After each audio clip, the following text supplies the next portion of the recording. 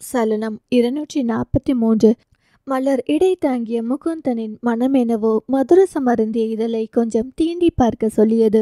முதலாக ஒருவனின் கைவளைவுக்குள் சிக்கியவள் வேகமாக வெளிவர நினைத்து நகரப்போக இம்முறை நீளமான அவளின் பட்டுப்பாவாடை கால்களில் சிக்கி அதில் தடுக்கி அவன் மேலேயே விழுந்தாள். விழுந்த வேகத்தில் நெஞ்சும் மோதிக்கொள்ள ஆடவனுக்குள் அவளின் இதய துடிப்பு அவன் இதயம் வழியே உரசிய நொடியில் துல்லியமாக கேட்டது. அவளின் இடையே ஒரு கையும் தலையை மறு கையும் பிடித்திருந்தவன் அவளின் தலையிலிருந்து கையை எடுத்து அவளையே பார்த்தான். கண்கள் நான்கும் காணாத ஒன்றை கண்டது போல் கவ்விக்கொண்டது. ஒரு நொடி உராய்வுதான். 1000 வாட்ஸ் மின்சாரத்தை இருவருக்குள்ளும் பாய்ச்ச அவளின் நடுங்கும் இதழ்களை கண்ட ஆடவனின் கை அவளின் தலையில் இருந்து விலக்கி மெல்ல அவளின் தாடையை தாங்கியது. பின் மெல்ல கட்டை விரலால் பெண் அவளின் இதழில் மென்மையாய் வருட அவளின் உடலில் ஓர் அதிர்வு. அவள் மேனி சிலிர்த்து நடுங்குவதை அவன் கண்டான். மெல்ல அணைக்க அந்த நடுக்கத்தை அவனும் உணர்ந்தான். மெல்ல அவளையே பார்த்தான். ஆடவனின் விரல்கள் இடையை அழுத்த அவளின் மனமோ இன்னொரு ஆணை தொட அனுமதிக்கிறாயா என்ற மனதின் கேள்வியில் பெண்மை விழித்து எச்சரிக்க அவனை விட்டு விலக போக அவனின் பிடி இறுகியது. ஹலோ, கையெடுங்க. அவனோ அதை காதில் வாங்காமல் குனிந்து வர நொடியில் அவன் முகத்தை கையால் தடுத்து நிறுத்தினாள். சிரித்தான் சத்தமாக. எதுக்கு சிரிக்கிறான் இவன் என்று யோசித்தபடி அவனோ தன்னை தடுக்கும் விரலை மடக்கி பிடித்து பின்பக்கமாக இழுத்து சென்று அங்கே இருந்த அவளின் மற்றொரு கையையும் சேர்த்து இரண்டையும் இறுக்கி பிடித்து அவளை நோக்கி குனிய அவளோ விழி விரித்து அதிர்ச்சியில், ஏ என்ன பண்றீங்க? அவன் இன்னும் குனிய அவளோ இதழை இன்னொரு இதழால் மூடி அவன் நெருங்காதவாறு வாயால் மூடிக்கொண்டு அவனை பார்க்க அவனோ இதழ் வரை நெருங்கிவிட்டு ஒன்றும் செய்யாமல் பாதுகாத்து கொள்ளும் செயல்கள் எல்லாம் பிடித்து போக மெல்ல அவளின் காதுக்குள், உன்னை இப்படியே காலம் முழுசும் பிடிச்சுக்கணும்னு தோணுது. மேபி ஒரு ஃபர்ஸ்ட் சைட்ல எனக்கு அவுத்த முதல் பொண்ணு நீ மட்டும்தான். ஏனோ அவளுக்கும் எல்லாம் புதுசுதான். இப்படி யாரும் தொடுவதற்கு அவளும் அனுமதித்ததில்லை. ஏன் மயங்கி நிற்கிறோம் என்று அவளுக்கே தெரியவில்லை. அவன் அவளின் கண்கள் பார்த்து, நான் மும்பையில் பார்க்காத பெண்கள் இல்லை, காணாத அழகிகள் இல்லை. ஏன் நிறைய கேர்ள் ஃப்ரெண்ட்ஸ் உண்டு. ஆனால் யாரிடமும் இப்படி பிடிச்சு வச்சு பேசணும்னு தோணினதில்லை. சம்திங் ஸ்பெஷல் தானே. பார்த்த நிமிஷத்தில் ஆயுளுக்கும் வேணும்னு தோணுது. என்ன பண்ணலாம் என்றவன் குனிந்து இதழை நெருங்க அவனின் வார்த்தைகள் அவளுக்குள் ஏதோ ஒரு மாயாஜாலம் செய்து கொண்டிருந்தது. நொடியில் தன்னை நெருங்கும் அவனை கண்ட அவளின் மனமோ வேணாம் மகள் என்று அறிவுறுத்தும் போதே அப்போது ஒரு கல் அவனின் முதுகில் விழ என்று திரும்ப அங்கே அன்பு, என் அக்காவை விடுடா என்று சொல்லிவிட்டு அவன் கோபமாக முறைத்தபடி வர நொடியில் விலகி நின்றாள். முகுந்தன் அவனின் ரியாக்ஷனை பார்த்து சிரிக்க அவனோ ப்ரூனோவை அள்ளி கொண்டு வந்து அவளிடம் கொடுத்துவிட்டு, வா அக்கா போலாம், அம்மா கூப்பிட்டாங்க. அவள் அவனை திரும்பி கூட பாராமல் சென்று விட்டாள். போகும் அவளையே பார்த்தபடி நிற்க அதற்குள் அப்பாவிடமிருந்து ஃபோன் கால் வர, இதோ வந்துட்டேன்பா என்று முன்பக்கம் சென்றான். மகிழ் தன் மகிழ்ச்சியை தொலைத்த நொடியது. இப்படி ஒருவனை சந்தித்து எந்த யோசனையும் இல்லாமல் பேக்க மாதிரி நின்றதை எண்ணி தன்னை தானே திட்டிக் கொண்டிருந்தாள். கண்ணாடி வழியே பார்த்து முகுந்தன் முன்பக்கம் செல்ல அங்கே தனியாக ஃபோனில் பேசியபடி நிற்கும் தீரனை கண்டு, மச்சான் உள்ள போலாமா? Important phone call. பேசிட்டியா? முடிச்சிட்டேன். தீரன், மச்சான் எனக்கு கொஞ்சம் இம்பார்ட்டன்ட் ஒர்க் இருக்கு. உனக்கு வீடு காமிக்க தான் வந்தேன். நான் போயிட்டு அப்புறம் பிக்கப் பண்ண வரேன்டா. டேய், பெரிய மனிதர்களின் அறிமுகம் எப்போதும் ஒரு வளரும் தொழிலதிபருக்கு தேவை. வா போலாம் என்று கைப்பிடித்து அழைக்க வேறு வழியே இல்லாமல் அவனோடு சென்றான். அங்கே அண்ணாமலை, அதியமான், ஈஸ்வர் மூவரும் கை கூப்பி வரவேற்க ஞானவேல் திரும்பி தன் மகனின் வரவேற்காக காத்திருந்தார். ஈஸ்வர் ஞானவேலிடம், சார் ஏன் இங்கே நிற்கிறீங்க? வாங்க உள்ள வந்து உட்காருங்க. என்னோட பையனும் அவனின் ஃப்ரெண்டும் ஃபோன் கால் வரவும் வெளியே நின்றுட்டு இருந்தாங்க. வருவாங்க என்றவன் தனது குடும்பத்தாரை அவர்களுக்கு அறிமுகப்படுத்தி ஒருவருக்கொருவர் அறிமுகமாகி கொண்டனர். அண்ணாமலையும் அதியும் அவர்கள் குடும்பத்தாரை அழைத்து கொண்டு போய் உள்ளே விருந்தினர் அறைக்குள் அழைத்து சென்றனர். ஞானவேல் மட்டும் என் பையன் வந்ததும் வரேன் என்று நின்றிருந்ததால் ஈஸ்வரும் அவரோடு அங்கே அமர்ந்தான். வரவேற்பு ஹாலில் உள்ளே முகுந்தன் தீரனுடன் நுழையும் பொழுது, ஞானவேல், இவர் முகுந்த் வாசுதேவன், என்னோட ஒரே பையன். இவர் தான் நீ பார்க்கணுன்னு நினைக்கிற ஈஸ்வர். ஹாய் முகுந்த், எப்படி இருக்கீங்க? சார், நான் ரொம்ப நல்லா இருக்கேன் சார். உங்களை டிவி, பேப்பர், யூடியூப்னு எல்லாவற்றிலும் பார்த்துருக்கேன். ஆனால் அதை விட நேரில் இன்னும் அழகாக இருக்கீங்க. உங்களை நேரில் ஒரு முறை ஏனும் பார்க்கணும் என்பதற்காக தான் முக்கியமாக திருப்பூர் வந்தேன். என்ன பார்க்கவா என்று சிரித்தான் அவன். முகுந்தன், சார், நான் உங்களை ஒரு ஹக் பண்ணிக்கிடுமா என்று அன்புடன் கேட்கும் ஒருவனை எப்படி நிராகரிக்க முடியும்? தாராளமாக என்று எழுந்து அவனை அரவணைத்தான். அவனோ, நான் சினிமாவில் தான் ஹீரோ பார்த்துருக்கேன், ஆனால் ரியல் ஹீரோ நீங்கள் தான். உங்களை பார்க்கணுன்னு ரொம்ப வருஷமாக வெயிட் பண்ணினேன். இன்னைக்கு தான் எங்களுக்கு அந்த வாய்ப்பு கிடைச்சிருக்கு என்று மனதில் உள்ளதை சொல்லும் முகுந்தனை ஈஸ்வருக்கு பிடித்தே இருந்தது. இந்த வயதில் இப்படியெல்லாம் ஒருவரை பற்றி சொல்ல இளம் தலைமுறையினர் நினைப்பதே இல்லை.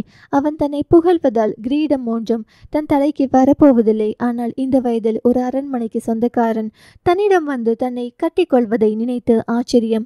கூடவே ஏற்கனவே அவனை பற்றி கேள்விப்பட்டிருந்தான். எல்லோருக்கும் வீட்டில் வேலை செய்யும் ஆட்களிடமும் மரியாதை கொடுத்துதான் பேசுவான்.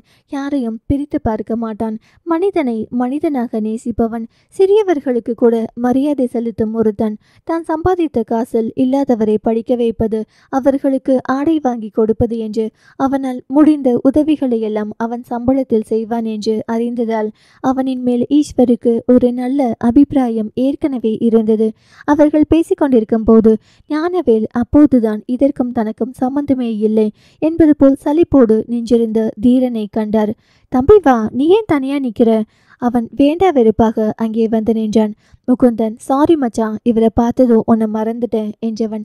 சார், இவன் தீரன், என் ஃப்ரெண்டு. ஏனோ தீரனோடு அதிக பழக்கம் இல்லாததால் எங்கேயோ பார்த்த மாதிரி இருக்கே என்ற யோசனையோடு ஈஸ்வர் கை நீட்ட அவனும் நீட்டினான். அவனும் தன் மாமா தான் என்று தெரிந்த மாதிரி காட்டிக்கொள்ளவே இல்லை. ஈஸ்வர் அவனிடம், நீங்க எந்த ஊருப்பா? நானும் திருப்பூர் தானுங்க. ரொம்ப பரிச்சயமானவங்க மாதிரி தெரியுறீங்க நீங்க. உங்க அப்பா என்ன பண்றாங்க? கார்மெண்ட்ஸ் பிஸ்னஸ் தான் சார். ஹோ, அப்படியா? அப்பா பேர் ரவீந்திரன். ஹோ, ஆதிர பையனா? ரவீந்திரன் பையன். அந்த வார்த்தையில் ஒரு திமிர் தெரிந்தது. அதை உணர்ந்த ஈஸ்வர், இது தன் தாத்தா அம்மாச்சி வீடு என்று இவர்களிடம் சொல்லாமல் வந்திருக்கிறான் என்று புரிந்து கொண்டான்.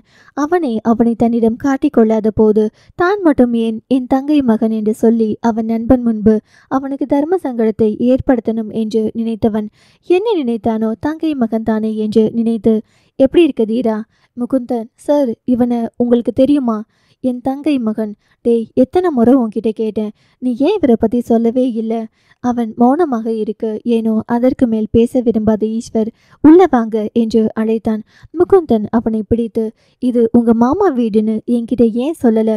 நான் ஊர்லேருந்து வந்திருக்கிறது தாத்தா அம்மாச்சிக்கு தெரியாது, சஸ்பென்ஸாக இருக்கட்டும்னு தான் என்று பேச்சை மாற்றி அதற்கு ஒரு பதில் கொடுத்தான். உங்க அம்மாச்சி தாத்தாவுக்கு சஸ்பென்ஸாக இருக்கலாம், எனக்கு எதுக்குடா சஸ்பென்ஸ் கொடுக்குற? என்ன சொல்வது என்று தெரியாமல், சும்மா வா உள்ள போலாம் என்று அழைத்து போனான். அண்ணாமலை, வாப்பா முகுந்தா, உன்னை பற்றி நிறைய கேள்விப்பட்டிருக்கேன் என்று முன்னாடி வந்து அவனுக்கு கை குலுக்கி விட்டு திரும்ப அங்கே தீரன் வந்து கொண்டிருந்தான். அவர் உள்ளே வரும் தன் பேரனை பார்த்து கொண்டே நின்றிருந்தார். அவன் நடையின் கம்பீரம் பார்த்து அவருக்குள் ஒரு மகிழ்ச்சி உண்டானது. அவனின் பக்கத்தில் ஆதிரையை வைத்து பார்த்தார். அவள் அவனுக்காக தான் அங்கே சென்றிருக்கிறாள் என்ற செய்தி அறிந்த நொடியில் இருந்து ஏதோ இனம் புரிய ஒரு சந்தோஷம் அவருக்கு. அவன் அருகே வந்ததும் மற்றற்ற மகிழ்ச்சியோடு, தீரா வா வா என்று வந்து பேரனின் தோளில் கை போட்டவர், எப்போ தீரா வந்த? நல்லா இருக்கியா? நேற்று தானுங்க தாத்தா. நல்லா இருக்கேன். ஞானவேல் அவனையே பார்த்து, ஏன் சொல்லவே இல்லை தம்பி, இவங்க உன் ரிலேட்டிவ் என்று. முகுந்தன், நானும் இதை தான் கேட்டா சஸ்பென்ஸ்னு சொல்லிட்டான். எவ்வளவு நாள் பழகி இருக்கோம். என் வீட்டில் இருக்கும் நாய்க்குட்டி வர நான் சொல்லியிருக்கேன்.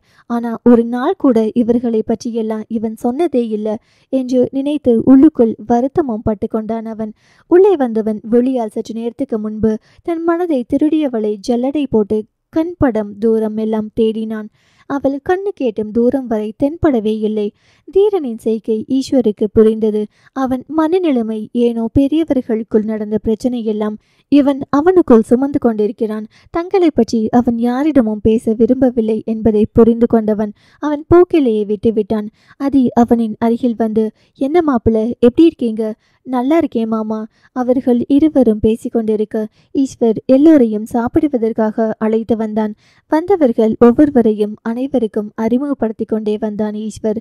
அப்போது தன் மகள் இல்லாதது கண்டு, மகிழங்க அஞ்சு, அவள் உள்ளே இருக்கிறாள், நிலவா கூட்டிட்டு வா என்றதும் அவன் கூப்பிட போவதற்கு திரும்ப, அண்ணா நான் போறேன் என்று அன்பு ஓடினான் அவளை கூப்பிட. அப்போது அதியமான் தீரனோடு உள்ளே வந்தான். அண்ணம், ஐயா தீரா, எப்படிப்பா இருக்க, நல்லா இருக்கியா? அண்ணம் அருணாச்சலத்திற்கு மற்றும் எல்லோருக்கும் ஒரு சிறிய புன்னகையை மட்டும் பரிசளித்து விட்டு நிற்கும் பொழுது அங்கே தீரனை கண்டதும் நந்தினியும் அஞ்சுவும், தீரா எப்படி இருக்க என்று வந்தார்கள். அவர்கள் கேட்கும் குரலிலேயே அவன் முகத்தில் அத்தனை புன்னகை. ஏனென்றால் அவர்கள் தன்னை பார்த்ததும் கொள்ளும் அந்த சந்தோஷம் உண்மையானது என்று அவன் மனதிற்கு புரிந்தது. நல்லா இருக்கேனுங்கத்த. அன்னத்திற்கு ஆச்சரியம். அவனின் அப்பா வழி அத்தைகளை மட்டும் உறவாக நினைக்கிறான் போலும். புன்னகையோடு பேசுகிறான். என்னிடம் ஒரு வார்த்தை கூட பேச மாட்டேன் என்கிறானே என்பது போல் இருந்தது அவருக்கு. ஆனால் அவரின் சோகமெல்லாம் ஒரு நொடியில் தான் வந்தவர்களை கவனிக்கணும் என்பதால் அவர் அந்த வேகத்தில் அடுப்படிக்குள் நுழைந்து சாப்பாடு எல்லாம் எடுத்து வந்து வெளியே டைனிங் மேஜையில் வைத்து இலை போட்டு அதில் உணவு வைக்க ஆரம்பித்தார். அதுவரை ஏதோ ஒன்றில் தன்னை தொலைத்து நின்ற மகிழ் அக்கா என்ற அன்புவின் குரலில் நிலைக்கு வந்தாள். அப்பா கூப்பிடுறார், எல்லாரும் வந்துட்டாங்க. உங்ககிட்ட ஒருத்தர் வம்பு இழுத்தானே, அவனும் அங்கத்தான் இருக்கான். பெரியவங்களை அப்படியெல்லாம் பேசக்கூடாது. நான் தான் போய் தடுக்கி அவர் மேலே விழுந்தேன். அச்சோ, நான் கல்லை விட்டு எரிஞ்சிட்டேனே, அவர் அப்பா கிட்ட சொல்லிடுவாரா? அதெல்லாம் சொல்ல மாட்டார். அது எப்படி உனக்கு தெரியும்? அவர் உனக்கு தெரிஞ்சவரா? ஏனோ யாரென்று தெரியாத ஒருவனை பற்றி தன் தம்பியிடம் சப்போர்ட் பண்ணி கொண்டிருக்கிறோமே என்று நினைத்தவள் தன் தலையிலேயே கொட்டிக்கொண்டு, நீ முதல்ல கீழே வா என்றதும் அவன் போக வேகமாய் கீழே வந்தாள். மாடிப்படியில் இருந்து கீழே வரும் அவளை முகுந்தனும் பார்த்தான், தீரனும் பார்த்தான். பூர்ணிமாவுக்கு தூரத்தில் வரும் அவளை பிடித்து விட்டது போலும். கணவனிடம் கை காட்ட அவரும் அவரை பார்த்து கொண்டே தன் மகனை பார்க்க அவன் கண்ணும் அந்த பெண் மேல் இருக்கவும் இருவரும் சிரித்து கொண்டார்கள். வந்தவள் தூரத்திலேயே முகுந்தனை கண்டதும் வேகமாய் தலையை கவிழ்த்து கொண்டே வந்து தன் அம்மாவின் பக்கத்தில் நின்று கொண்டாள். அவள் கவனிக்கவில்லை அருகே நின்றிருந்த தீரனை. அவனை அவள் எதிர்பார்க்காததால் தன் அண்ணன் என்று நினைத்து கொண்டாள். ஏனோ ஏண்டா இங்கே வந்தோம் என்ற எண்ணத்தோடு உள்ளே நுழைந்த தீரன் மனமெல்லாம் அந்த வீட்டுக்குள் நுழையவே பிடிக்கவில்லை. ஏதோ ஒரு எரிச்சலோடு நின்றிருந்தவனின் மனதை அவளின் அருகாமை விலக்கியது போலும். சற்று குனிந்து அவளையே பார்த்தான். தாவணியில் எத்தனையோ பெண்களை பார்த்தவனின் கண்கள் சலனப்பட்டது. அவளை கண்டது மட்டும் துரு துருவென்று அங்குமிங்கும் ஓடும் அந்த கண்களில் ஏதோ ஒன்று இருந்தது. தன் காது வரை தனது உயரத்திற்கு சமமாகத்தான் இருந்தாள் அவள். முன்பக்கமும் பின்பக்கமும் குறைவே சொல்லாதபடி ஒரு பேரழகி அவள். தாவணி சற்று இடுப்பில் விலகி ஒரு நூலளவு இடைவேளை தெரிந்தது. இப்படியெல்லாம் யாரையும் ஆராய்ந்து பார்க்காத அவன் கண்கள் அவளை மட்டும் தனியாக ஆராய்ச்சி செய்தது. இது தவறு, இது தவறு என்று மனம் எடுத்துரைத்த போதும் அவன் கண்களும் மனமும் அவன் பேச்சை கேட்கவில்லை. அங்கே தன் அம்மாவின் அருகில் நிற்கும் பொழுதுதான் நிலவன், மகிழ் இங்கு வா, சித்தப்பா தேடினார் என்று சொல்லும் போதுதான், அப்போ இது யாரு, யாரின் மேலே இப்படி இடித்து நிற்கிறோமோ என்று திரும்பி பார்க்க அங்கே ஆஜான பாகவாய் தீரன் நின்றிருந்தான். ஐயோ இவனா என்று அவனை முறைத்துவிட்டு ஏதோ தீண்டக்கூடாத ஒன்றை தொட்டுவிட்ட மாதிரி சட்டென்று விலகி வேகமாய் தன் அண்ணனின் அருகிலேயே போய்விட்டாள் அவள். அதுவரை ஒரு ஆண்மகனின் எண்ணங்களோடு நின்றிருந்தவனுக்கு எங்கிருந்துதான் அத்தனை கோபம் வந்தது என்று தெரியவில்லை. என்னை பார்த்தா இப்படி விலகி போகிறாய்? அப்பனின் திமிரு தப்பாமல் இருக்கு. அவன் மனம் அவளின் செய்கையில் ஆக்ரோஷமானது. அவளை பிடித்து அந்த திமிரை அடக்கியாள அவனுக்கு ஒரு எண்ணம். செய், இவ்வளவு போயா என்று மற்றொரு எண்ணம் தோன்ற அவன் பார்வையை வேறு பக்கம் திருப்பிக் கொண்டான். அப்போதுதான் ஈஸ்வர் தன் மகளை நண்பருக்கு, நண்பரின் மனைவிக்கு, மகனிடம் இவர் பெயர் முகுந்த் வாசுதேவன் என்று அறிமுகப்படுத்தி வரும்போது அங்கே அவனை கண்டதும் அவளின் அடிவயிற்றுக்குள் ஏதோ ஜிவென்று ஓடியது. அவனை காணும் போது மட்டும் அவள் கண்கள் தடுமாறியது. ஏனோ அதற்கு மேல் அங்கே நிற்க அவளின் கால்கள் கூசியது. தன் அப்பாவிடம் தலையாட்டி விட்டு போய் அடுப்படிக்குள் நின்று கொண்டாள். யாரின் மனம் யாருக்கென்று இறைவன் வகுத்தான். சலனம் 244. விருந்து முடிந்ததும் தீரன் கிளம்பிவிட முகுந்தன் அவர்களுக்கென்று ஒதுக்கப்பட்ட அறையில் தங்கினான். அவளுக்காக இதுவரை அறியா பெண் ஒருத்தியின் அருகாமை தந்த போதை போல் எதையும் அவன் அனுபவித்ததில்லை என்பதால் மனமெல்லாம் அவளை சுற்றியே பயணித்து கொண்டிருந்தது. நெருங்கி மார்பில் சாய்ந்த பொழுது உணர்வுகள் கிளறப்பட்டு மனதிற்குள் எழுந்த போதை வாலிபத்தின் வயதுக்கு ஏற்ற போதை அது. அந்த அகல விழிகளோடு தன் விழிகளை கலந்து ஒன்றோடு ஒன்று உரையாடிய பொழுது தோன்றிய எண்ணங்கள், இதுவரை யாரும் உரைத்திடாத மொழிகள் அது. ஆடவனின் விரல்கள் எடையை பற்றிய போது பெண் அவளின் நெற்றியில் உதிர்த்த முத்து முத்தான வியர்வைகள், அவளின் நடுங்கிய இதழ்கள், அதிர்ந்த உடல்கள், பயந்த விழிகள், கால்களில் நடுக்கங்கள் எல்லாம் அப்பப்பா இதுவரை யாரிடமும் தோன்றாத ஏதோ ஒன்று. அறைக்குள் வந்தவன் தன் அம்மாவிடம், மாம் பூர்ணிமா சொல்லுப்பா, எப்போ என் மருமகளை எனக்கு அடையாளம் காட்ட போறேன்னு கேட்டுட்டே இருந்தீங்களே? ஆமாம், எனக்கு ஈஸ்வரங்கள் பொண்ணு ரொம்ப பிடிச்சிருக்கு. படிக்கிற பொண்ணு படித்து முடிக்கட்டும். ஆனால் முன்னமே கேட்டு வைங்க. மகனின் தலையை செல்லமாக வருடிய பூர்ணிமா, அந்த பொண்ணை பார்த்ததோ எனக்கு ரொம்ப பிடிச்சிருச்சு. நானும் அப்பாவும் இதை முன்னமே நினச்சிட்டோம். அவன் தன் அப்பாவை பார்க்க அவர் தலையாட்டவும் ஏனோ இதுவரை தன் மனதின் எண்ணங்களை எல்லாம் நிறைவேற்றும் தன் பெற்றோரை இறுக்கி கட்டி கொண்டான். இங்கே தீரன் ஏன் இவ்வளவு கோபத்தோடு போனான் என்று அவனுக்கே தெரியவில்லை. அவளின் திமிரான வெறுப்பான பார்வையும் தன்னை கண்டதும் ஏனோ தொடக்கூடாத ஒன்றை தொட்டது போல் அவள் விலகி சென்றதும் அவன் மண்டைக்குள் ஓடிக்கொண்டே இருந்தது. வேண்டாம் வேண்டாம் என்று ஒதுக்கினாலும் அவளின் செய்கை அவனை பாடாய்படுத்தியது. கண்களை மூடினாலும் கண்களை திறந்தாலும் அவளின் பிம்பமே. நம்ம ஏன் இப்படி இருக்கோம்? ஈஸ்வர் பொண்ணு அவள். ஈஸ்வர் எப்படி நமக்கு ஆகாதவரோ அதே போல்தான் அவரின் பொண்ணும். தீரா மனசுக்குள் ஒன்றை பதியவை, அவரின் பொண்ணும் உனக்கு வேண்டாதவள்தான். அவள் ஒன்றும் உனக்கேற்ற பொண்ணு கிடையாது. உனக்காக உன்னையே நினைச்சிட்டு ஒரு பொண்ணு இருக்கா என்று தனக்குள்ளே சொல்லி கொண்டான். அவளின் மேலுள்ள கோபம் மட்டுமே குறையாமல் இருக்க வாகனத்தை படுவேகத்தில் ஓட்டி கொண்டு போனவன் கவனம் நொடியில் சிதற எதிரே வந்த வாகனத்தில் மோத போகும்போது எதிரே வந்த டிரைவர் சற்று சுதாரித்து வாகனத்தை வேறு பக்கம் திருப்ப நொடியில் தப்பித்தான். ஒரு செகண்ட் தன் வாழ்க்கை மொத்தமும் தொலைந்திருக்கும். ஆனால் எதிரே வந்தவரின் சாமர்த்தியத்தால் உயிர் தப்பும் இந்நொடியை நினைத்து கண் கலங்கியது அவனுக்கு. தன் கன்னத்திலேயே அடித்து கொண்டான். எதிரியை நினைத்துதான் இந்த அளவுக்கு முன்னேறுவதற்கு துடித்து கொண்டிருக்கிறோம். அப்படி என்ன உனக்கு அவளின் மேல் ஆசை என்று தன் தலையை அங்கு இருக்கும் காரின் ஸ்டேரிங்கில் முட்டிக்கொண்டு தன் எண்ணம் ஒரு நேர்கோட்டுக்கு வரும் வரை முட்டி நெற்றியை கூட வீங்கி போன பின் தான் அவளின் நினைவு போய் வழி வந்தது. வண்டியை விட்டு இறங்க அத்தனை வண்டிகள் வரிசை கட்டி நின்றது. லாரி டிரைவர் கீழே வந்து, காரில் வருவது மட்டும் பெருசில்ல தம்பி, உயிர் உங்களுக்கு வேண்டாமா? நான் மட்டும் கொஞ்சம் சுதாரிக்காம இருந்தா இந்நேரம் பரலோகம் போயிருப்ப. இந்த வயசில் எதுக்கு தம்பி இத்தனை வேகம்? உன் பெற்றவர்கள் உனக்காக காத்து கொண்டிருக்க மாட்டார்களா என்று அவர் கேட்ட கேள்வியில் தான் தன் அப்பாவின் முகம் அவன் நினைவிற்கு வந்தது. தன் மீது தவறு இருப்பதால் அவர்களிடம் எதிர்த்து பேசாமல் அவரையே பார்த்தவன் என்ன நினைத்தானோ வேகமாய் அவரை கட்டி கொண்டான். கோபமாய் வந்த டிரைவர் அவன் செய்கையில் கோபமெல்லாம் காணாமல் போய்விட்டது. தம்பி, எனக்கும் குடும்பம் இருக்கு, உங்களுக்கும் குடும்பம் இருக்கு. இன்னும் ஒரு வாரத்தில் என் பொண்ணுக்கு கல்யாணம். 20 பவுன் போடணும். ஆனா இன்னும் 1 பவுன் கூட எடுக்கல.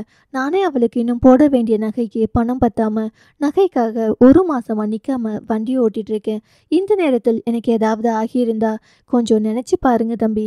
அதனால தான் சொல்றேன், பார்த்து கவனமா போங்க. உங்க ஃபோன் நம்பரை தாங்கண்ணா. எதுக்கு தம்பி? தாங்க. அவர் என்ன அனுப்பி, இதுதான் என் நம்பர், சேவ் பண்ணிக்கோங்க. இதில் ஜிபே இருக்கா? இருக்கு. எதுக்கு தம்பி? கேட்டேன்னா. காசெல்லாம் அனுப்பாதீங்க, அதெல்லாம் வேணாம் தம்பி. சிரித்து கொண்டே அவரின் அக்கௌண்ட்டுக்கு அவரின் பொண்ணுக்கு 20 பவுன் நகைக்கான பணத்தையும் அனுப்பிவிட்டு கார் ஏறினான். சற்று நேரத்தில் அந்த டிரைவர் ஃபோனில் அழைத்து, தம்பி நீங்களா பணம் அனுப்புனது? ஆமாம். எதுக்குப்பா இவ்வளோ பணம்? நீங்கள் மட்டும் ஒரு நிமிஷம் சுதாரிக்காமல் இருந்திருந்தா இந்நேரம் நான் இருந்திருக்க மாட்டேன். எனக்குன்னு ஒரு பெரிய கனவு இருக்கு. அந்த கனவு நடக்காமல் போயிருந்தா நான் பிறந்ததே வேஸ்ட்டு. அந்த நன்றிக்காக தான். உங்கள் கனவு கண்டிப்பாக நிறைவேறும் தம்பி. நீங்கள் ரொம்ப நல்லா இருக்கணும் என்ற புன்னகையோடு அவர் தனது வண்டியை ஓட்டி சென்றார். சற்று நேரம் வண்டியை ஓட்ட மனசு வரவில்லை அவனுக்கு. அருகே இருந்து ஒரு தேநீர் கடை முன்பு வண்டியை நிறுத்திவிட்டு அங்கே போய் அமர்ந்து ஒரு டீ என்று சொல்லிவிட்டு அதை வாங்கி கையில் வைத்திருக்கும் போது ஆதினி அழைத்தாள் அவனுக்கு. மாமா சொல்லுமா, இன்னைக்கு எங்கள் வீட்டுக்கு போயிருந்தீங்களா? ஏன் என்கிட்ட ஒரு வார்த்தை கூட சொல்லலை நீங்கள்? அது திடீர் பிளான். வீட்டில் எல்லாரும் எப்படி மாமா இருக்காங்க? அங்கே அத்தை மாமா எங்கள் வீட்டில் எல்லாரும், முக்கியமாக மகிழினி, அன்பு, நிலவன் எப்படி இருக்காங்க? ஏனோ அவளின் பேரை கேட்டதும் மீண்டும் அவளின் உருவம் கண் முன்னாடி வந்து நின்றது. நான் அப்புறம் கூப்பிடுறேன். ஏமாமா, உடம்புக்கு எதுவும் முடியலையா? குரல் ஒரு மாதிரி இருக்கு. ஏனோ அவள் இவ்வளவு புரிதலோடு பேசுவதே அவனுக்கு குற்ற உணர்ச்சியாக இருந்திருக்கும் போலும். சாரி ஆதினி, கொஞ்சம் ப்ரெஷராக இருக்கு. நான் அப்புறம் கூப்பிடுறேம்மா. ஏமாமா, என்கிட்ட சொல்ல முடியாத விஷயமா? கொஞ்சம் தனியாக விட, அப்புறம் பேசுகிறேன்னு சொல்லிட்டேனே. சரிங்க மாமா, ரிலாக்ஸாக இருங்க. நீங்கள் ஃப்ரீ ஆகிட்டு கூப்பிடுங்க என்றவள் அழைப்பை துண்டித்து விட்டாள். அந்த டீயை கூட அவனுக்கு குடிக்க விருப்பமில்லை. அதை அப்படியே வைத்துவிட்டு அதற்கான பணத்தையும் கொடுத்துவிட்டு நேராக வீட்டுக்கு வந்தவன் காரை நிறுத்தி அதன் கதவை ஓங்கி சாத்திவிட்டு யாரிடமும் பேசாமல் அறைக்குள் வந்தான். தன் பேரன் உள்ளே வந்துவிட்டான் என்று அறிந்ததும் வெளியே வந்த விஜயா அவன் உம்மென்று போவதை கண்டதும் அவனுக்கு காப்பி போட்டுக்கொண்டு மேலே அறைக்கு வந்தார். அவன் அங்கு இல்லை. அவன் நேராக தோட்டத்து பக்கம் வந்து நின்று கொண்டிருந்தான். காப்பியோடு அங்கே வந்த விஜயா, தம்பி என்னாச்சு? ஏன் இங்கே வந்து நிற்கிற? எதுவும் பிரச்சனையா? ஏன் உன் முகம் சோர்ந்திருக்கு? இந்த காப்பியை கொஞ்சம் குடி என்றவர் அப்போதுதான் வீங்கியிருந்த நெற்றியை பார்த்து பதறிவிட்டார். காப்பியை வாங்கி கீழே வைத்தவன் தன் அப்பத்தாவை இறுக்கி கட்டி கொண்டான். ஏனோ அவன் கண் கொஞ்சம் கலங்கி இருந்தது. தோட்டத்திற்கு மேலே இருக்கும் அறைதான் மிருதுலாவின் அறை. கீழே நின்று பேசினால் மேலே அவளின் அறைக்கு தெளிவாக கேட்கும். தன் அண்ணனும் அப்பத்தாவும் மட்டும் தனியாக பேசுவது அவளின் காதுக்கு தெளிவாக கேட்க ஜன்னல் அருகே போய் நின்றாள். விஜயா, என்னாச்சு தீரா? அவன் தன் மாமனின் வீட்டில் இருந்து மீண்டும் ஆக்சிடென்ட் நடந்தது வரை சொல்லி முடிக்கும் போது விஜயாவுக்கு நெஞ்செல்லாம் பயம் பரவியது. தம்பி, உன்னை நம்ம குலதெய்வம் தான் காப்பாத்திருக்கு. நீ என்ன வேணாலும் நினைச்சுக்கோ. நமக்கு அந்த ஈஸ்வர் சம்பந்தம் வேண்டாம். கூடவே உன்னையே நினைச்சிட்டு ஆதினி இருக்காப்பா. பாட்டி, நான் உன்னை அவளை கட்டிக்கணும் என்றெல்லாம் ஆசைப்படலை. அந்த நேரத்தில் அவள் கொஞ்சம் திமிரா நடந்துக்கிட்டது எனக்கு ஹர்ட் ஆச்சு. அந்த திமிர் பிடித்தவளின் செய்கை என்னை டிஸ்டர்ப் பண்ணிடுச்சு. அதான் வண்டியை அப்படி ஓட்டிட்டு போய் ஜஸ்ட் மிஸ்ஸு. நம்ம பெரிய ஆளை வரணும் தீரா. என்னோட மகன் பெயர் உலகம் எங்கும் தெரியணும். அதை தான் சின்ன வயசுலேருந்து உனக்கு நான் சொல்லி வளர்த்துருக்கேன். ஒரு பொண்ணு மனசில் ஆசையை வளர்த்துட்டு இன்னொரு பொண்ணு மேலே உன்னோட எண்ணம் போனா அது ரொம்ப தப்பு தம்பி. சத்தியமாக தெரியலைங்க பார்த்தா எனக்கு ஆதினியை பிடிக்கும். ஆனால் அவகிட்ட தோணாத உணர்வெல்லாம் இவளை பார்த்ததும் தோணுது. இங்கே பாருக்கண்ணா, எப்போ மனசு ஒரு இடத்த விட்டு இன்னொரு இடத்த பார்த்ததும் அழைப்பாயிதோ அப்போ அது ரொம்ப தப்பான செயல். ஒரு பொண்ணோட கண்ணீர் மொத்த குடும்பத்தையும் அழிச்சிடும். எங்கேயோ உன்னையே நினைச்சிட்டு இருக்கிற அந்த பொண்ணுக்கு தான் நீ கடைசி வர உண்மையா இருக்கணும். என்னோட வளர்ப்பில் வளர்ந்த என் பிள்ளைகள் மூன்றுமே நான் கை காட்டிய ஆட்களை தான் கட்டினார்கள். என்னோட வளர்ப்பு பார்த்து தான் பெரிய இடத்துக்கு சம்மந்தம் கூட அவங்களுக்கு வந்துச்சு. அதே மாதிரி நீயும் என் வளர்ப்பு. இந்த வயசில் சலனம் எல்லாம் ஏற்படுவது இயல்புதான். மனசில் நீ எப்பவுமே ஆதினியை பற்றி மட்டும்தான் நினைக்கணும். ஏன்னா அவ உன்னையே நினைச்சிட்டு அங்க உட்கார்ந்துட்டு இருக்கா. நம்பினவருக்கு துரோகம் பண்ணக்கூடாது தம்பி. சாரிங்க பார்த்தா. அவளை பார்த்ததும் மனசு கொஞ்சம் தடுமாறிடுச்சு. ஒரு நிமிஷம் உன் மனசு தடுமாறினதுக்கே வண்டியை கொண்டு போய் விபத்து ஏற்படுத்துற மாதிரி போயிட்டு வந்திருக்கு. என் பையன் தலை குனிஞ்ச மாதிரி என் பேரன் யாரு முன்னாடியும் தலை குனிய கூடாது. ஈஸ்வர் பொண்ணு எவ்வளோ பெரிய வைரமா இருந்தாலும் நமக்கு வேண்டாம். அவரை கட்டி கொண்டவன், சாரிங்க பார்த்தா, இது எனக்கே தெரியாம நடந்த ஒண்ணு. இனி அப்படி நடக்காது. என் மகள் வயிற்றில் பிறந்தவள் தான் மகிழினி. நான் ஆசையா வளர்த்த என் சின்ன மகள் தான் அவள். சபையில் வைத்து என் மகனை எங்களை அசிங்கப்படுத்திய அந்த ஈஸ்வர் நமக்கு வேண்டாம். ஊரை கூடியிருக்கும் ஒரு இடத்தில் யாரோ ஒருவனை தாய்மாமன் என்று காட்டி என் மகனை தலை குனிய செய்த அந்த ஒரு நிகழ்வை நான் சாகர வர மறக்கவும் மாட்டேன், மன்னிக்கவும் மாட்டேன். என் மகனை ஒதுக்கிய ஈஸ்வர் எனக்கு வேண்டாம். அன்னைக்கு இருந்து என் மகளும் எனக்கு வேண்டாம் தான். அப்படி இருக்க அவள் பெற்ற பிள்ளையை மட்டும் நான் ஏற்றுக்கொள்வேனா? உன் அப்பனுக்கு நடந்தது உனக்கு என்னைக்குமே நடக்கக்கூடாது. சரிங்க அப்பதா. சலனம் 245. ஞானவேல் ஈஸ்வரிடம் வந்து, ஈஸ்வர் சார் சொல்லுங்க, உங்ககிட்ட நான் கொஞ்சம் பர்சனலாக பேசணும். பேசுங்க சார். சார், எனக்கு இருக்கிறது ஒரே பையன். தெரியுங்க சார். சார், நம்ம ஃப்ரெண்ட்ஷிப் அடுத்த லெவலுக்கு போகணும்னு நான் நினைக்கிறேன். ஈஸ்வர் அவரின் முகத்தை பார்க்க, அது சார், எதா இருந்தாலும் ஓப்பனாக பேசுங்க சார். அது உங்கள் பொண்ணை என் பையனுக்கு. சார், குறுக்க பேசுகிறேன்னு தப்பாக நினச்சிக்காதீங்க. அவள் சின்ன பொண்ணு. சார், நானும் இப்பயே பொண்ணு கேட்கல. பாப்பா படித்து முடிக்கட்டும் சார். ஈஸ்வர், சார், மகிழன் மகளாக இருந்தாலும் நான் மட்டும் என் பொண்ணோட திருமணத்தை முடிவு பண்ண முடியாது. முதலில் மகளுக்கு ஒரு அக்கா இருக்கா, லண்டனில் படிக்கிறா. அவளுக்கு திருமணம் செய்யணும். அப்புறம் இங்கே எங்கள் வீட்டில் உங்கள் பையனை என் தாத்தாவுக்கு பிடிக்கணும். அவர் ஜாதகம் பார்ப்பார். அப்புறம்தான் அவர் மற்ற எல்லாமே பார்ப்பார். சார், பொருளாதாரத்தில் உங்களுக்கு நாங்க ஈக்குவல் தானே. எங்க தான் நீங்க எங்களை தப்பா புரிஞ்சுக்கிறீங்க சார். எங்களுக்கு பணம் பெருசில்ல. ஒரு திருமணம் என்றால் என் அப்பா அம்மாக்கு, அண்ணாவுக்கு, அவளை வளர்க்கும் அவளின் பெரியம்மாவுக்கு பிடிக்கணும். முக்கியமா என் பொண்ணுக்கு பிடிக்கணும். இவங்களுக்கெல்லாம் பிடிச்ச பிறகுதான் நானும் என் பொண்டாட்டியும் முடிவெடுக்க முடியும். இவ்வளோ இருக்குதில் உங்க வீட்டில் என் பையனுக்கு பொண்ணு எடுக்கணும்னு நினைக்கிறதே உங்க குடும்பத்தோட அமைப்பும் கட்டமைப்பும் தானுங்க சார். ஜாதகம் தானே சார் பார்த்துட்டா போச்சு. சார், நான் முக்கியமானது சொல்ல மறந்துட்டேன். நான் வீட்டோட மாப்பிள்ளை தான் நான் பார்ப்பேன். அதுவும் இப்போ இல்லை, என் பொண்ணு படித்து முடித்த பிறகு தான். சார், என் பொண்டாட்டிக்காக நானே போய் வீட்டோட மாப்பிள்ளையாக தான் இருக்கேன். ஒரு வீட்டிலிருந்து பெண் தான் எல்லா உறவுகளையும் விட்டுட்டு வரணுமா என்ன? என் பையன் கூட நேசித்த பொண்ணுக்காக அவளின் வீட்டில் இருக்கக்கூடாதா என்ன? காதல் திருமணங்களில் அதெல்லாம் சாத்தியமே. என் பையனுக்கு உங்கள் பொண்ணை பிடிச்சிருக்கு, அவனுக்கு அதுதான் சந்தோஷம்னா நாங்கள் தடுக்க போகிறதில்ல. ஒரு மகனை பெற்றுவிட்டு இப்படி பேசும் பெற்றவர்களை அவர் முதல் முறையாக பார்த்தார். சரிங்க சார், உங்கள் பையன் ஜாதகத்தை கொடுங்க.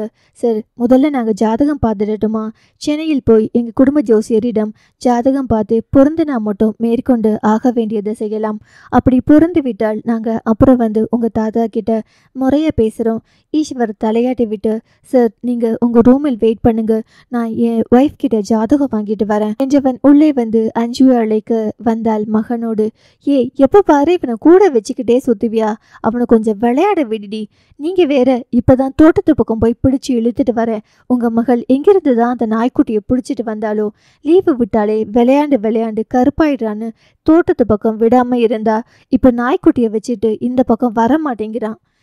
போய் நிலவனா கூட போய் இரு. அடுத்த நொடியே தன் அம்மாவை பாவமாக பாருங்க. அவளோ கஞ்சாடியில், போ அப்பா போனதும் கூப்பிடுறேன் என்றதும் அவன் போய்விட்டான். மனைவியின் செய்கையை அறிந்தவன் தான். ஆனாலும் கண்டு கொள்ளாத மாதிரியே இருந்தவன் தன்னை கண்டால் மட்டும் நல்ல பிள்ளை போல் நடித்து கிளம்பி போகும் மகனை பார்த்து, போறத பாரு, அப்படியே ஒன்றும் தெரியாத மாதிரி மூஞ்ச வச்சுக்கிட்டு ஏங்க எப்போ பார்த்தாலும் அவனை திட்டிகிட்டே இருக்கீங்க? எல்லாரிடமும் பாசமாக இருக்கிற நீங்கள் என்கிட்டையும் என் பையன்கிட்ட மட்டும்தான் மூஞ்சியை எப்படி வச்சுக்கிறீங்க?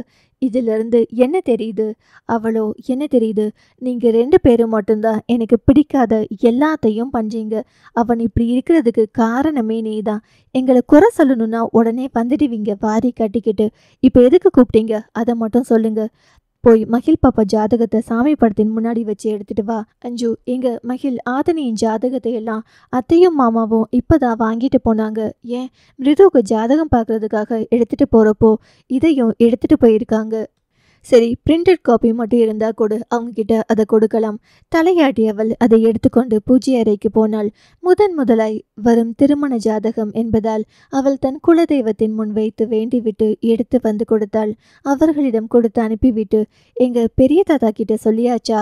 அவளையே பார்த்தான். அவள் இந்த வீட்டோட ஒன்றி போய் இருப்பதற்கான முதல் வாக்கியமே தாத்தாவிடம் சொல்லியாச்சா, அத்தை மாமாவிடம் கேட்டாச்சா என்று கேட்டுவிட்டுதான் அவள் அடுத்த வேலையை செய்வாள். பல்லாயிரம் சண்டைகள் இருந்தாலும் இந்த பந்தம் இன்னும் தொடர்வதற்கு இருவருக்குள்ளும் இருக்கும் அந்த காதலே. ஏங்க, நான் உங்கள்கிட்ட கேட்டுட்டே இருக்கேன், நீங்கள் என் மூஞ்சியை பார்த்துட்டு இருக்கீங்க. காலையில் சார் என்ன நினப்பில் இருக்கீங்களாம்? என்னோட மக்க பொண்டாட்டி அப்பப்போ ரொம்ப தெளிவாக சில விஷயங்கள் பண்ணும்போது எப்போ அந்த மூளை வேலை செய்யுது, எப்போ அறிவு வந்துச்சு எப்படின்னு யோசிச்சுட்டே பார்த்தேன்.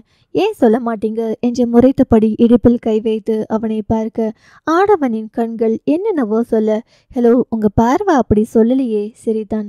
அதில் இப்போது கிறங்கி போனது அவள் முறையே. ஒரு நல்ல பையன், நல்ல குடும்பம், அவங்களே வந்து கேட்கும்போது மறுப்பு சொல்ல முடியல. தாத்தாவுக்கு சொல்லிடுறேன், அதுக்கு முன்னாடி அவங்க பொருத்தம் பார்க்கட்டும். பொருத்தம் இருந்தால் அப்புறம் தாத்தா கிட்ட சொல்லிடலாம், மிச்சத்தை அவர் பார்த்துப்பார் என்றவள் அந்த பையன் பார்க்க பழக எல்லாம் நல்லா தான் இருக்காப்ல. ஆனால் பையன் மும்பையில் இருக்கார். சாருக்கு எப்படி அவ்வளவு தூரத்தில் மகளை கட்டி கொடுக்க சம்மதம்? அதுதானே உனக்கு பெரிய சந்தேகமா இருக்குமே. சொல்லுங்க, பையன் வீட்டோட மாப்பிள்ளையா தான் இருக்க முடியும்னு நான் கேட்டதுக்கு அவங்க அப்பா ஓகே சொல்லிட்டாரு. அவளோ ரகசியமாய் தன் கணவனின் முகத்திற்கு அருகே வந்து, எங்க அந்த பையனுக்கு எதுவும் குறை எதுவும் இருக்காதுல்ல? வாயை கழுவிடி. இல்லைங்க, என்னால் என் மகனை ஸ்கூல் அனுப்பிட்டு ஒரு நாள் பிரிஞ்சிருக்கிறதே கஷ்டமா இருக்கு. இவ்வளோ பெரிய பையனை வீட்டோட மாப்பிள்ளையா இருக்கட்டும்னு சொல்றாங்களே, அதான் கேட்டேன். தங்களின் விருப்பத்தை விட பையனோட சந்தோஷம் ரொம்ப முக்கியம்னு நினைக்கிறாங்க. நீ அப்படியா? தொல்லையான பிள்ளைய பெற்றதும் இல்லாம தான் பெற்ற இன்பம் இவ்வையகம் பெருக என்பது போல் அவனை வச்சு நீ மட்டும் கஷ்டப்படுறது இல்லாம ஊரே கஷ்டப்படணும்னு நினைக்கிற. முறைத்தவள், அவன் தொல்லை இல்லை, உங்க ரத்தம். இப்படியே சொல்லி சொல்லி ஆளை ஏமாத்தாத. ஆனாலும் நீங்களும் உங்க மகளும் லக்கி தான். என்னடி லக்கி, உங்களுக்கும் உங்க மகளுக்கெல்லாம் நீங்க நினைச்ச மாதிரியே லைஃப் பார்ட்னர் அமைஞ்சிடுறாங்க. ஆனால் என்றவள் அவன் பார்வையில் மௌனமாகிவிட்டாள். சொல்லுடி, ஏன் சொல்ல வந்ததை பாதையிலே நிறுத்திட்ட. நான் இப்போ உன் வீட்டோட மாப்பிள்ளையா உங்க வீட்டில் இருக்கணும்னு ஆசைப்படுறியா என்ன? அந்த கொடுப்பனையெல்லாம் என் வாழ்க்கையில் நடக்குமா? உங்கள் அண்ணன் பாசமலர் சிவாஜி கணேசனுக்கு ஜெராக்ஸ், நீ சாவித்திரிக்கு ஜெராக்ஸ், உங்கள் அம்மா நாட்டிய பைங்கிலி இவங்களுக்கு மத்தியில் வந்து காலையிலேருந்து நைட்டு வரைக்கும் உங்கள் சினிமாவை பார்க்கணுன்னு ஆசைப்படுறியா? இங்கே பாருங்க, ஒரு பொண்ணு என்ன வேணும்னாலும் தன் புருஷனுக்காக தாங்கிப்பா. ஆனால் தன் குடும்பத்தை அமர்ந்திருந்தவன் எழுந்து வந்து ஆனால் அவள் விழிக்க, சொல்லுடி, உன் வாயிலிருந்து வர வார்த்தைக்கு தான் நான் வெயிட்டிங். ஜாதக காப்பி கேட்டீங்க, மாப்பிள்ளை வீட்டிலிருந்து வெயிட் பண்ணுறாங்க, கொண்டு போய் கொடுங்க என்று சொல்லிவிட்டு எஸ்கேப் ஆகிவிட்டாள் அவள். தனக்கு தானே சொல்லி கொண்டவள். அடியே அஞ்சு, வர வர வாய் நீளுது. சிங்கம் இப்பெல்லாம் ரொம்ப அமைதியாக இருக்காரு. சிங்கம் மட்டும் கஜினி ஆனால் என்னைக்கு சிறைப்பிடிப்பார்னு தெரியாது. அப்புறம் கழுத்தை பிடிச்சி கவ்வி மென்னு துப்பிடுவார் என்று சொல்லிக்கொண்டு ஓடியே விட்டாள் அவள். நிலவன் தனது செல்போனை எடுத்துக்கொண்டு வந்து மகிழினியிடம் கொடுத்து, உன்கிட்ட மிருது பேசணும்னு சொன்னான். என்னவாம்? தெரியல, நீ பேசு, நான் ரூம் போகிறேன். ஏன்? அன்பு ரூமில் தூங்குறான். ஏன், என்னாச்சு அவனுக்கு இந்நேரம் தூங்குறான் என்று படபடப்பாய் எழுந்தவளை பார்த்து, பாப்பு, அவன் ப்ரூனோ கூட விளையாண்டு சோர்ந்து போய் டயர்டாயிட்டான். அப்புறம் அவனை குளிக்க வச்சேன். ஹாட் வாட்டரில் சார் குளிக்க வச்சதுமே கண்ணு சொருகிடுச்சு, தூங்குறான். நான் போய் அவன் கூட இருக்கேன், நீ பேசிட்டு வா. அண்ணா, உங்களுக்குள்ள ஏதும் பிரச்சனையா? ஏன்? இல்லை, உன்னை விட்டுட்டு என்கிட்ட பேசுகிறேன்னு சொல்கிறான். எங்களுக்குள்ள ஒரு பிரச்சனையும் இல்லை. அப்போ ஓகே, அவன் கிளம்பி விட்டான். ஃபோன் எடுத்து அவளுக்கு அழைக்க, அவளோ உங்கள் அண்ணன் போயிட்டாரா இருக்காரா என்று தான் எடுத்ததும் கேட்டாள். அண்ணா ரூம் போயிட்டான். சொல்லு, ஏன் நீ இப்படி நடந்துக்கிற? எப்படி நடந்துக்கிட்டேன்? எங்கள் அண்ணா உனக்கு என்ன வேண்டும்? அது வர அவரை பார்த்தது ஏன் அப்படி ரியாக்ட் பண்ணுற? உன்னால் என் அண்ணாவுக்கு ஏதாவது நடந்திருந்தா யார் பொறுப்பு? என்னடி வளர? யார்கிட்ட பேசுகிற நீ? உன்கிட்ட தான் மகிழ் பேசுகிறேன். நீ தானே இன்னைக்கு என் அண்ணா உன் பக்கத்தில் வந்து நின்னதும் யாரோ மாதிரி வேண்டா வெறுப்பா ஒதுங்கி போயிருக்க. எப்படி உங்கள் அண்ணன் மட்டும் என்னை பார்த்ததும் பல்ல காமிச்சு சந்தோஷமாக பேசினாராக்கும். சின்ன வயசுலேருந்து உங்கள் அண்ணாவுக்கு எங்கள் யாரையுமே பிடிக்காது. முக்கியமாக என் அப்பாவை பிடிக்காத யாரையும் எனக்கும் பிடிக்காது. அப்புறம் நான் தள்ளி நின்னதால் உங்கள் அண்ணாவுக்கு என்ன வந்துச்சு?